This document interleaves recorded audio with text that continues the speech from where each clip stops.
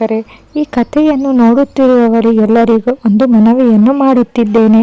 ಯಾರೆಲ್ಲ ನನ್ನ ಚಾನಲನ್ನು ಸಬ್ಸ್ಕ್ರೈಬ್ ಮಾಡಿ ನೋಡುತ್ತಿದ್ದೀರೋ ಅವರಿಗೆಲ್ಲರಿಗೂ ಧನ್ಯವಾದಗಳು. ಇನ್ನು ಯಾರು ನನ್ನ ಚಾನಲನ್ನು ಸಬ್ಸ್ಕ್ರೈಬ್ ಮಾಡಿಲ್ಲ, ದಯವಿಟ್ಟು ಕೆಳಗೆ ಕಾಣುವ ಸಬ್ಸ್ಕ್ರೈಬ್ ಬಟನ್ ಅನ್ನು ಕ್ಲಿಕ್ ಮಾಡಿ ಸಪೋರ್ಟ್ ಮಾಡಿ. ಇನ್ನೊಮ್ಮೆ ಹೀಗೆ ಬರೋಣ, ಬೇಜಾರಾಗಬೇಡ ಅಂತ ಮನಸ್ವಿಗೆ ಶಾಲು ಒದಿಸಿ ಕರೆದುಕೊಂಡು ಬಂದರೆ ಎಲ್ಲರೂ ಕುಳಿತಲ್ಲಿಯೇ ನಿದ್ರೆಗೆ ಶರಣಾಗಿದ್ದಾರೆ. ಪಾಪ, ನಮ್ಮಿಂದ ಇವರಿಗೂ ನಿದ್ದೆ ಇಲ್ಲ ಅಂದು ಎಲ್ಲರನ್ನೂ ಎಚ್ಚರ ಮಾಡಿದಾಗ ಎಲ್ಲರೂ ಕೇಳಿದ ಮೊದಲ ಪ್ರಶ್ನೆಯೇ, ನೀವಿಬ್ಬರು ಸರಿ ಹೋದ್ರಾ, ಒಂದಾದ್ರ ಅಂತ. ಮನಸ್ವಿ ತಲೆಯನ್ನು ಕೆಳಗೆ ಹಾಕಿ ನಾಚುತ್ತಾ ನಿಂತರೆ, ಚಿರು ಮನೆಗೆ ಹೋಗಿ ಮಾತಾಡೋಣ ಬನ್ನಿ ಅಂತ ಕರೆಯುತ್ತಾನೆ. ನೋಡಿದ್ರೆ ಗೊತ್ತಾಗುತ್ತೆ ಬಿಡಿ, ಆದರೂ ನಮ್ಮ ಕಷ್ಟಕ್ಕೆ ಪ್ರತಿಫಲ ಸಿಕ್ತಲ್ಲ ಅಂತ ಎಲ್ಲರೂ ಕಾಲೆಳೆಯುತ್ತಾರೆ. ಮನೆಗೆ ಬರ್ತಾರೆ.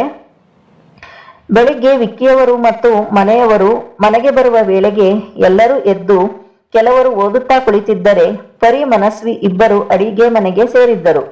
ಇವರು ಬಂದಾಗಿನಿಂದ ಅಡಿಗೆಯವರಿಗೆ ತರಕಾರಿ ಹೆಚ್ಚೋದು ಬಿಟ್ಟು ಬೇರೆ ಕೆಲಸ ಇರಲಿಲ್ಲ. ಆಯುಷ್, ಗಜ, ಚಿರು ಮೂವರು ರಾಮಿದ್ದ ಮನೆಗೆ ಹೋಗಿದ್ರು. ಅಮ್ಮನನ್ನು ಮಾತಾಡಿಸಿ ಹಾಗೆಯೇ ತಿಂಡಿ ತಿಂದು ಬರುವ ಪ್ಲಾನ್ ಅದಾಗಿತ್ತು.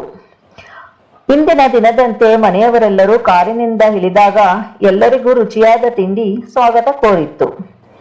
ಯಾಕೆ ಎಲ್ಲರೂ ಸ್ವಲ್ಪ ಡಲ್ ಕಾಣಿಸ್ತಾ ಇದ್ದೀರಾ, ಸರಿಯಾಗಿ ನಿದ್ದೆ ಆಗಿಲ್ವಾ ಅಂತ ವಿಕ್ಕಿಯವರು ಕೇಳಿದ್ರೆ ಎಲ್ಲರೂ ಮುಖ ನೋಡಿಕೊಂಡು, ಹಾಗೇನಿಲ್ಲ ಪಪ್ಪ, ಸ್ವಲ್ಪ ಹೊತ್ತು ಎಲ್ಲರೂ ಮಾತನಾಡುತ್ತಾ ಕುಳಿತು ಬಿಟ್ವಿ, ಅದಕ್ಕೆ ನಿದ್ದೆ ಕಡಿಮೆ ಅನಿಸಿದೆ ಅಷ್ಟೇ.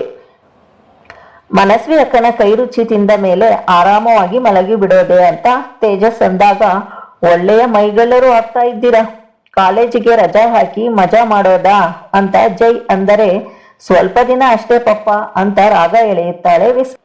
ಎಷ್ಟು ದಿನ ಇರ್ತೀರೋ ಇರಿ, ಏನಾದರೂ ಬೇಕಿದ್ರೆ ಕಾಲ್ ಮಾಡಿ ಅಂತ ಹೇಳಿ ಮನೆಯವರೆಲ್ಲರೂ ಹೊರಟರೆ ದೊಡ್ಡ ಉಸಿರನ್ನು ಬಿಟ್ಟು, ಅಬ್ಬಾ, ವಿಕ್ಕಿ ಪಪ್ಪ ಹತ್ತಿರ ಹುಷಾರಾಗಿರ್ಬೇಕು, ಬೇಗ ಕಂಡು ಹಿಡಿಯುತ್ತಾರೆ ಅಂತ ತೇಜಸ್ವಿ ಅಂತಾನೆ. ಹೌದು, ಅವರಿಗೆ ನಮ್ಮ ಮೇಲೆ ಅನುಮಾನ ಬರುವ ಮುಂಚೆ ನಾವು ಕೆಲವೊಂದು ತೀರ್ಮಾನ ಮಾಡಬೇಕು ಅಂತಾನೆ ಮನ್ವಂತ್. ಯಾವ ತೀರ್ಮಾನ ಅಂತ ಪರಿ ಕೇಳಿದರೆ, ಎಲ್ಲರೂ ಒಟ್ಟಿಗೆ ಸೇರಲಿ, ಆಗ ಮಾತನಾಡೋಣ, ಅಷ್ಟರಲ್ಲಿ ನಮಗೆ ತಿಂಡಿ ಕೊಡಿ ಅಂತಾನೆ ಮನ್ವಂತ್. ಎಲ್ಲರೂ ಹಾಲಿನಲ್ಲಿ ಒಂದೆಡೆ ಸೇರಿದ್ದಾರೆ. ಚಿರು ಮನಸ್ವಿ ಹೇಳಿದ ವಿಷಯವನ್ನು ಹೇಳಿದ್ದಾನೆ. ಈ ಮಧು ಅನ್ನೋರು ಯಾರು ಅಂತ ನನಗೆ ಗೊತ್ತಿಲ್ಲ, ಆದರೆ ಅವನನ್ನು ಮಾತ್ರ ಸುಮ್ಮನೆ ಬಿಡಬಾರದು ಅಂದಾಗ, ಜೊತೆಗೆ ರಂಜಿತಾ ಮತ್ತು ಅವನ ಮಗಳು ಕೂಡ ಕಷ್ಟ ಅಂದ್ರೆ ಏನು ಅಂತ ನೋಡ್ಬೇಕು, ಮನಸ್ವಿಗೆ ತೊಂದರೆ ಕೊಟ್ಟವರನ್ನು ಯಾರನ್ನೂ ಬಿಡಬಾರದು ಅಂದ್ರೆ ಇದನ್ನೆಲ್ಲ ನಮಗೆ ಬಿಡಿ ಬಾವ, ಅವರನ್ನು ಯಾವುದೇ ಕಾರಣಕ್ಕೂ ಬಿಡೋದಿಲ್ಲ. ಇವರಿಬ್ಬರಿಗೆ ಇಂದಿನ ಕತೆ ಗೊತ್ತಿಲ್ಲ, ಗೊತ್ತಿದ್ದರೆ ಇಷ್ಟು ಶಾಂತವಾಗಿ ಇರ್ತಾ ಇರ್ಲಿಲ್ಲ ಅಂತ ಎಲ್ಲರೂ ಅಂದುಕೊಳ್ತಾರೆ. ಅಭಯ್ ಕೋಪದಿಂದ, ನಾವು ಯಾವಾಗಲೂ ನ್ಯಾಯದ ಕಡೆನೆ, ನ್ಯಾಯ ಸಿಗುವವರೆಗೆ ನಮಗೆ ನೆಮ್ಮದಿ ಇಲ್ಲ ಅಂದ್ರೆ ಮನಸ್ವಿ ಅಭಯ್ ಮತ್ತು ವಿಸ್ಮಯ ಕಡೆಗೆ ನೋಡ್ತಾಳೆ. ಅವಳ ನೋಟವನ್ನು ಅರ್ಥ ಮಾಡಿಕೊಂಡ ಅಭಯ್ ಮತ್ತು ವಿಸ್ಮಯ ಇಬ್ಬರು ಮನಸ್ವಿ ಹತ್ತಿರ ಬರ್ತಾರೆ. ಅಕ್ಕ, ನಮ್ಮ ಬಗ್ಗೆ ಯೋಚನೆ ಮಾಡಬೇಡ, ತಪ್ಪು ಮಾಡಿದವರಿಗೆ ಶಿಕ್ಷೆ ಆಗಲೇಬೇಕು, ಅವರು ಗೊತ್ತಿದ್ದು ತಪ್ಪು ಮಾಡಿದ್ದಾರೆ, ತಪ್ಪು ಮಾಡಿದವರನ್ನ ಜೊತೆಗೆ ಸಪೋರ್ಟ್ ಮಾಡುವವರನ್ನು ಬಿಡೋದಾ, ನೀವು ಆರಾಮವಾಗಿ ಓಡಾಡಿಕೊಂಡಿರಿ ಅಕ್ಕ, ಮನೆಯವರಿಗೆ ಏನು ಅನುಮಾನ ಬರದಂತೆ ನೋಡಿಕೊಳ್ಳಿ ಸಾಕು, ಇದೆಲ್ಲವನ್ನು ನಾವೇನೋ ಮಾಡ್ತೀವಿ ಅಂತಾರೆ. ಮನಸ್ವಿಯ ಮನಸ್ಸು ನಿರಾಳವಾದರೆ ಉಳಿದವರೆಲ್ಲ ಹೇಗೆ, ಏನು, ಯಾವಾಗ ಅಂತ ಪ್ಲಾನ್ ಮಾಡ್ತಾ ಇದ್ದಾರೆ. ಅದರಂತೆ ಸಂಜೆ ಮೂವರು ಅಣ್ಣ ತಮ್ಮಂದಿರು ಮನೆಗೆ ಬಂದಾಗ ಎಲ್ಲರೂ ಅವರ ಜೊತೆ ಕಾಫಿ ಕುಡಿಯುತ್ತಾ ಕುಳಿತವರು, ಅಪ್ಪ, ನಾನು ಭಾವನ ಜೊತೆ ಬೆಂಗಳೂರಿಗೆ ಕಂಪನಿಗೆ ಹೋಗಿ ಬರೋಣ ಅಂದುಕೊಂಡಿದ್ದೀನಿ, ನೀವು ಪರ್ಮಿಷನ್ ಕೊಟ್ರೆ ಹೋಗಿ ಬರ್ತೀನಿ ಅಂತ ಮನ್ವಂತ್ ಕೇಳ್ತಾನೆ. ಬೆಂಗಳೂರು ಕಂಪನಿಗ? ಯಾಕೆ, ಇಲ್ಲೇ ನಮ್ಮದು ಕಂಪನಿಗಳು ಇದಾವಲ್ಲ ಅಂತ ವಿಕ್ಕಿ ಕೇಳ್ತಾರೆ. ಇದೆ, ಆದರೆ ನನಗೆ ಬೆಂಗಳೂರಿನ ಕಂಪನಿಗೆ ಹೋಗಬೇಕು ಅಂತ ಅನ್ನಿಸ್ತಿದೆ ಅಂಕಲ್, ನೀವು ಪರ್ಮಿಷನ್ ಕೊಟ್ಟರೆ ಅಲ್ಲಿಯ ಅಡ್ಮಿನಿಸ್ಟ್ರೇಷನ್ ಚೆಕ್ ಮಾಡಿಕೊಂಡು ಬರ್ತೀನಿ ಅಂತ ಜಿತೇಂದ್ರ ಅಂತಾನೆ. ಅವರಿಗೆ ಯಾವುದು ಇಷ್ಟವೋ ಅದನ್ನೇ ಕಲಿಯಲಿ ಬಿಡಣ್ಣ, ಯಾವ ಕಂಪನಿ ಆದರೆ ಏನು, ಎಲ್ಲ ನಮ್ಮ ಕಂಪನಿಗಳೇ ತಾನೆ ಅಂತ ವಿನೋದ್ ಅಂದಾಗ, ಯಾವಾಗ ಹೋಗ್ತೀರಿ ಅಂತ ವಿಕ್ಕಿ ಕೇಳ್ತಾರೆ. ನಾಳೆನೆ ಅಂಕಲ್, ಬೇಗ ಕೆಲಸ ಸ್ಟಾರ್ಟ್ ಮಾಡಿ ಬೇಗ ಮುಗಿಸೋಣ ಅಂತ ಜಿತೇಂದರ್ ಅಂತಾನೆ. ನೀನು ತುಂಬಾ ವಿಚಿತ್ರವಾಗಿ ಮಾತನಾಡ್ತಾ ಇದ್ದೀಯ ಅಂತ ಜಿತೇಂದರ್ನನ್ನು ನೋಡುತ್ತಾ ವಿನೋದ್ ರವರು ಕೇಳಿದಾಗ, ಹಾಗೇನೂ ಇಲ್ಲ ಅಂಕಲ್, ಬೆಂಗಳೂರಿನ ಕಂಪನಿಯಿಂದ ಸ್ಟಾರ್ಟ್ ಮಾಡಿ ಎಲ್ಲಾ ಕಂಪನಿಗಳನ್ನು ವಿಸಿಟ್ ಮಾಡೋಣ ಅಂತಿದ್ದೆ. ಅದನ್ನೇ ಹೇಳಿದ್ದು ಅಷ್ಟೇ ಅಂದಾಗ, ಗುಡ್, ನಮಗೂ ಎಲ್ಲಾ ಕಂಪನಿಗಳನ್ನು ವಿಸಿಟ್ ಮಾಡೋದಕ್ಕೆ ಆಗ್ತಾ ಇಲ್ಲ, ನೀವಾದರೂ ಹೋದರೆ ಚೆನ್ನಾಗಿರುತ್ತೆ ಅಂತ ವಿನೋದ್ ಒಪ್ಪುತ್ತಾನೆ. ಜಿತೇಂದರ್ ಮತ್ತು ಮನ್ವಂತ್ ಅಲ್ಲಿಗೆ ಹೋಗಲು ರೆಡಿಯಾಗಿದ್ದಾರೆ. ವಿಕ್ಕಿ ಮತ್ತು ತಮ್ಮಂದಿರು ಮನೆಯ ಕಡೆಗೆ ಹೊರಟರೆ ಅರವಿಂದ್ ಊರಿಗೆ ಬಂದು ಇಳಿದಿದ್ದಾನೆ. ಅವನಿಗೆ ಅಂತ ಒಂದು ಗೆಸ್ಟ್ ಹೌಸ್ ರೆಡಿಯಾಗಿದೆ. ಆ ಗೆಸ್ಟ್ ಹೌಸ್ ಮಧು ಮತ್ತು ರಾಜಶೇಖರ್ಗೆ ಸಂಬಂಧಪಟ್ಟಿದ್ದು. ಮನಸ್ವಿ, ನಿನಗೋಸ್ಕರ ಇಲ್ಲಿಗೆ ಬಂದಿದ್ದೀನಿ, ನೀನು ನನ್ನನ್ನು ಕ್ಷಮಿಸಿ ನನ್ನ ಪ್ರೀತಿಯನ್ನು ಒದ್ದೆಯ ಅಲ್ವಾ ಅಂತ ಕನ್ನಡಿಯ ಮುಂದೆ ನಿಂತು ಒಬ್ಬನೇ ಮಾತನಾಡಿಕೊಳ್ತಾ ಇದ್ದಾನೆ. ಒಟ್ಟಾಗಿ ನಾಳೆಯ ಸೂರ್ಯ ಕೆಲವರ ಬದುಕನ್ನು ಚೇಂಜ್ ಮಾಡೋದಂತೂ ನಿಜ. ಅದು ಹೇಗೆ ಅಂತ ನೋಡೋಣ. ಮನಸ್ವಿ ಬೆಳಗ್ಗೆ ಎದ್ದು ಬಾಲ್ಕನಿಯಲ್ಲಿ ನಿಂತಿದ್ದಾಳೆ. ಕೆಲವು ಮಕ್ಕಳು ಬ್ಯಾಗ್ ಹಿಡಿದು ಸ್ಕೂಲಿಗೆ ಹೊರಟಿದ್ದರೆ ಕೆಲವರು ವಯಸ್ಸಾದವರು ಬುತ್ತಿಯನ್ನು ಹಿಡಿದು ಕೆಲಸಕ್ಕೆ ಹೊರಟಿದ್ದಾರೆ. ಇಷ್ಟು ವಯಸ್ಸಾದ ಮೇಲೂ ಇವರು ಕೆಲಸ ಮಾಡ್ಬೇಕಾ? ಇಲ್ಲಿರುವವರೆಲ್ಲ ನಮ್ಮದೇ ಎಸ್ಟೇಟ್ನಲ್ಲಿ ಕೆಲಸ ಮಾಡೋರು, ಇವರಿಗೆ ಏನು ಫೆಸಿಲಿಟೀಸ್ ಇಲ್ವಾ ಅಂತ ಆಲೋಚಿಸಿದವಳೆ ಒಂದು ನಿರ್ಧಾರಕ್ಕೆ ಬರ್ತಾಳೆ. ಬೇಗ ತಿಂಡಿಯ ಕೆಲಸ ಮುಗಿಸಿ ವಿಕ್ಕಿಯವರು ಬಂದಾಗ ಜಿತೇಂದರ್, ಮನ್ವಂತ್ ಮತ್ತು ಆಯುಷ್ ಮೂವರು ಬೆಂಗಳೂರಿಗೆ ಹೊರಟು ನಿಂತಿದ್ದಾರೆ. ವಿನೋದ್ ಮತ್ತು ಜೈ ಇಬ್ಬರು ಅವರಿಗೆ ಕೆಲವೊಂದು ಗೈಡೆನ್ಸ್ ಕೊಟ್ಟು ಏನಾದರೂ ಸಹಾಯ ಬೇಕಿದ್ದರೆ ಎನಿ ಟೈಮ್ ನಮಗೆ ಕಾಲ್ ಮಾಡಿ ಅಂತ ಹೇಳ್ತಾರೆ. ಮೂವರು ಎಲ್ಲರಿಗೂ ಕೈ ಬೀಸಿ ಬೆಂಗಳೂರಿಗೆ ಹೊರಟರೆ ವಿಕ್ಕಿಯ ಜೊತೆ ವಿನೋದ್ ಮತ್ತು ಜೈ ತಿಂಡಿಗೆ ಕೂತಿದ್ದಾರೆ. ಅಪ್ಪಾಜಿ ಅಂತ ಮನಸ್ವಿ ಕೂಗಿದಾಗ ವಿಕ್ಕಿಯವರು ತಲೆ ಎತ್ತಿ ಹೇಳಮ್ಮ ಅಂತಾರೆ. ನಾನು ಎಸ್ಟೇಟ್ಗೆ ಹೋಗಿ ಬರ್ಲಾ ಅಂತ ಕೇಳ್ತಾಳೆ. ಅದು ನಮ್ಮದೇ ಎಸ್ಟೇಟ್, ನೀನು ಹೋಗೋದಕ್ಕೆ ಪರ್ಮಿಷನ್ ಯಾಕೆ ಅಂತ ಕೇಳ್ತಾರೆ. ಯಾಕೋ ಬೆಳಿಗ್ಗೆಯಿಂದ ಅಲ್ಲಿಗೆ ಹೋಗ್ಬೇಕು ಅಂತ ಅನ್ನಿಸ್ತಾ ಇದೆ, ಅದಕ್ಕೆ ನಿಮ್ಮ ಪರ್ಮಿಷನ್ ಕೇಳಿದ್ದು ಅಂತಾಳೆ. ನೀನು ಧಾರಾಳವಾಗಿ ಹೋಗಿ ಬಾ, ನಿನಗೆ ಏನಾದರೂ ಚೇಂಜಸ್ ಮಾಡಬೇಕು ಅಂತಿದ್ದರೆ ನೀನು ಮಾಡಬಹುದು, ಅದಕ್ಕೆ ನಮ್ಮ ಪರ್ಮಿಷನ್ ಬೇಡ ಅಂತಾರೆ.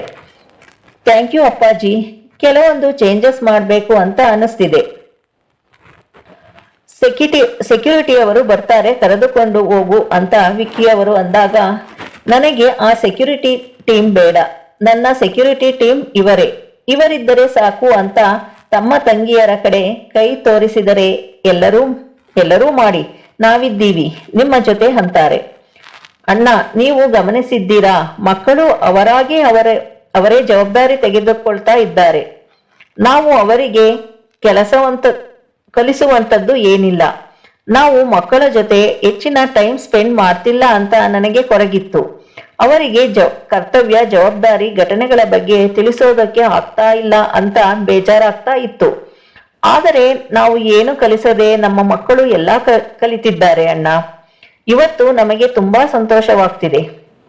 ನಮಗೆಲ್ಲ ಒಂದೇ ಕೊರತೆ ಎಂದರೆ ಜಾಹ್ನವಿ ಇಲ್ಲದೆ ಇರೋದು ಮಾತ್ರ.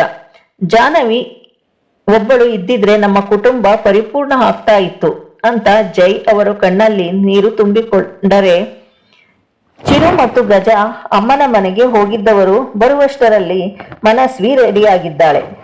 ಮನಸ್ವಿಯ ಹೊಸ ರೂಪವನ್ನು ನೋಡಿ ಇಬ್ಬರು ಶಾಕ್ನಲ್ಲಿ ನಿಂತಿದ್ದಾರೆ. ಮನಸ್ವಿ ಮುಂದೆ ಹೆಜ್ಜೆ ಹಾಕಿದರೆ ತೇಜಸ್ ಹೋಗೋಣ ಬನ್ನಿ ಅಂತ ಕರೆಯುತ್ತಾನೆ. ಅಭಯ್ ಸೆಕ್ಯೂರಿಟಿಯವರಿಗೆ ಮನೆಯಲ್ಲಿ ಹೆಣ್ಣು ಮಕ್ಕಳು ಮಾತ್ರ ಇರ್ತಾರೆ, ಹುಷಾರು ಅಂತ ಹೇಳಿ ಕಾರ್ ಹತ್ತುತ್ತಾನೆ. ಮನಸ್ವಿ ಜಾಹ್ನವಿಯ ಬಟ್ಟೆಯನ್ನು ಹಾಕಿಕೊಂಡಿದ್ದಾಳೆ. ಅವಳು ಕಾರಿನಿಂದ ಇಳಿದು ನಡೆದು ಬರ್ತಿದ್ದರೆ ಎಸ್ಟೇಟ್ನಲ್ಲಿ ಕೆಲಸ ಮಾಡುವವರೆಲ್ಲ ಮನಸ್ವಿಯನ್ನೇ ನೋಡ್ತಾ ನಿಂತಿದ್ದಾರೆ. ಮನಸ್ವಿ ಜಾಹ್ನವಿಯ ಹಾಗೆ ಬಿಗಿಯಾಗಿ ಪ್ಯಾಂಟ್ ಶರ್ಟ್ ಹಾಕಿ, ತಲೆಗೆ ಒಂದು ಹ್ಯಾಟ್ ಹಾಕಿ, ಕಾಲಿಗೆ ಉದ್ದನೆಯ ಶೂ ಹಾಕಿ ನಡೆದು ಬರ್ತಿದ್ದಾಳೆ. ಅರವಿಂದ್ ಎಸ್ಟೇಟ್ನ ಹತ್ತಿರವಿರುವ ಗೆಸ್ಟ್ ಹೌಸ್ ನಿಂದ ಹೊರಗೆ ಬರುವುದನ್ನು ಮನಸ್ವಿ ಕಾರಿನಿಂದ ಹೊರಗೆ ಇಳಿಯುವುದಕ್ಕೂ ಒಂದೇ ಆಗಿತ್ತು. ಮನಸ್ವಿಯನ್ನು ನೋಡಿದವನೇ ಎಸ್ಟೇಟ್ನಿನ ಒಳಗೆ ಓಡಿ ಬರ್ತಾನೆ. ಚಿರು ಹೊಸದಾಗಿ ನೋಡುವನಂತೆ ಎಸ್ಟೇಟ್ ಅನ್ನು ನೋಡ್ತಿದ್ದಾನೆ. ತೇಜಸ್ ಮತ್ತು ಅಭಯ್ ಇಬ್ಬರನ್ನೂ ಸೂಕ್ಷ್ಮವಾಗಿ ಗಮನಿಸುತ್ತಿದ್ದರೆ, ಗಜ ದೂರಿನಲ್ಲಿ ಕುಳಿತು ಹರಟೆ ಹೊಡೆಯುತ್ತಿದ್ದ. ಗುಂಪಿನ ಕಡೆ ನೋಡ್ತಾ ಇದ್ದಾನೆ. ವಯಸ್ಸಾದವರು ಕೈ ಮುಗಿಯುತ್ತಾ ನಿಂತಾಗ ಮನಸ್ವಿಗೆ ಬೇಜಾರಾಗಿ ಅವರ ಹತ್ತಿರ ಹೋಗ್ತಾಳೆ. ನೀವು ನನಗಿಂತ ವಯಸ್ಸಿನಲ್ಲಿ ದೊಡ್ಡವರು, ನೀವು ನಮಗೆ ನಮಸ್ಕಾರ ಮಾಡಿದ್ರೆ ಅದು ನನಗೆ ಶ್ರೇಯಸ್ಸಲ್ಲ ಅಂತಾಳೆ. ವಯಸ್ಸಿನಲ್ಲಿ ದೊಡ್ಡವರಾದ್ರೆ ಏನಮ್ಮ ಬಂತು, ಗುಣದಲ್ಲಿ ಹಣದಲ್ಲಿ ನೀವು ದೊಡ್ಡವರು, ನಿಮಗೆ ನಮಸ್ಕಾರ ಮಾಡಿದರೆ ತಪ್ಪಿಲ್ಲ ಜಾನಕಿಯಮ್ಮ ಅಂತಾರೆ. ಓ, ಇವರೆಲ್ಲ ನನ್ನನ್ನು ಇನ್ನು ಜಾನವಿ ಅಂತಾನೆ ಅಂದುಕೊಂಡಿದ್ದಾರೆ. ಏನು ತಾತ, ವಯಸ್ಸಾದ ಮೇಲೆ ಕೆಲಸ ಯಾಕೆ ಮಾಡ್ತಾ ಇದ್ದೀರಾ? ಮನೆಯಲ್ಲಿ ಆರಾಮವಾಗಿ ಇರಬೇಕು ಅಂತ ಅಂತ ಕೇಳ್ತಾಳೆ. ತಾತ ಹಣೆ ಚಚ್ಚಿಕೊಳ್ಳುತ್ತಾ, ಆರಾಮವಾಗಿ ಮಲಗೋದು ಸತ್ತಾಗ ಮಾತ್ರ ಜಾನಕಿಯಮ್ಮ, ಬದುಕಿರುವವರೆಗೂ ದುಡಿಯುವುದು ತಪ್ಪಲ್ಲ ನಮಗೆ. ನೀವಿದ್ದಾಗಲೇ ನಾವು ನೆಮ್ಮದಿಯಿಂದ ಅನ್ನ ತಿಂದದ್ದು ಅಷ್ಟೇ. ಮತ್ತೆ ನೀವು ಬರದೇ ಇದ್ದಾಗ ಈ ಕಿರಾತಕರ ಕಾಟ ದಿನೇ ದಿನೇ ಹೆಚ್ಚಾಯ್ತು. ಕೆಲವರಂತೂ ಈ ಊರನ್ನೇ ಬಿಟ್ಟು ಹೋದ್ರು. ನಾವುಗಳೆಲ್ಲ ಇನ್ನೂ ಇಲ್ಲೇ ಇದ್ದೀವಿ, ನಮಗೆ ಬೇರೆ ಯಾವ ಊರು ಕೂಡ ಗೊತ್ತಿಲ್ಲಮ್ಮ ಅಂತಾರೆ. ಊರು ಬಿಟ್ಟು ಹೋಗುವಂತದ್ದು ಏನಾಯ್ತು ತಾತ? ಯಾರು ಏನು ಮಾಡಿದ್ರು ಅಂತ ಕೇಳಿದಾಗ, ಏನು ಮಾಡಿಲ್ಲ ಅಂತ ಕೇಳವ್ವ, ನೀವು ಇಲ್ಲಿಗೆ ಬರುವಾಗ ಎಲ್ಲ ಸರಿಯಾಗೇ ಇತ್ತು, ಆಮೇಲೆ ನೀವು ಎಲ್ಲೋ ಊರು ಬಿಟ್ಟು ಹೋಗಿದ್ದೀರಾ ಅಂತ ಸುದ್ದಿ ಹಬ್ಬಿಸಿದ್ರು. ಆಮೇಲೆ ಆ ಮಧು ಮತ್ತು ರಾಜಶೇಖರ್ ಅವರ ಅಟ್ಟಹಾಸ ಶುರುವಾಯಿತು.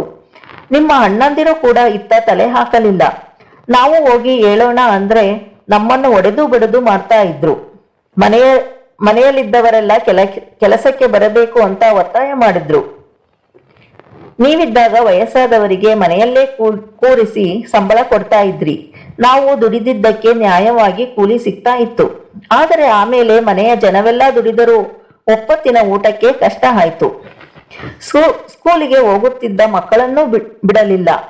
ಅವರನ್ನು ಸಹ ಕೂಲಿಗೆ ಕರೆದುಕೊಂಡು ಅಷ್ಟೇ ಅಲ್ಲ ಕಣವ, ಹೆಣ್ಣು ಮಕ್ಕಳನ್ನು ಅಂತ ತಾತ ಅಳಲು ಶುರು ಮಾಡಿದರೆ ಮನಸ್ವಿ ಮತ್ತು ಚಿರುಗೆ ಕೋಪ ನೆತ್ತಿಗೇರಿದೆ. ಯಾರು ಅಂತ ತೋರಿಸಿ ತಾತ, ಅವರನ್ನು ಇಲ್ಲೇ ಊತಾಕಿ ಬಿಡ್ತೀವಿ ಅಂತ ಚಿರು ಅಂತಾನೆ. ತಾತ ಭಯದಿಂದ ಸುಮ್ಮನೆ ಅಳುತ್ತಾ ನಿಂತರೆ ತೇಜಸ್, ಅಭಯ್ ಇಬ್ಬರು ಮುಷ್ಟಿ ಕಟ್ಟುತ್ತಾರೆ. ಇದಿಷ್ಟು ಇವತ್ತಿನ ಸಂಚಿಕೆಯಾಗಿದೆ. ಮುಂದೇನು ಆಗುತ್ತದೆ ಎಂದು ನಾಳಿನ ಸಂಚಿಕೆಯಲ್ಲಿ ನೋಡೋಣ.